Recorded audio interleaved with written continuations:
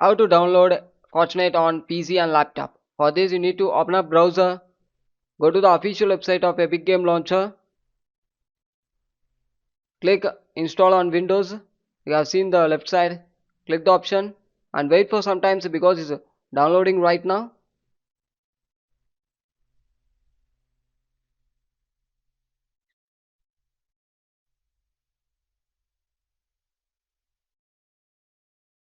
Once the download complete, after you need to open the downloaded installer file.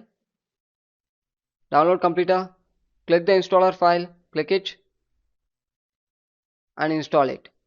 After installation complete, after you need to sign in your Epic Game account. If you having means you can sign it.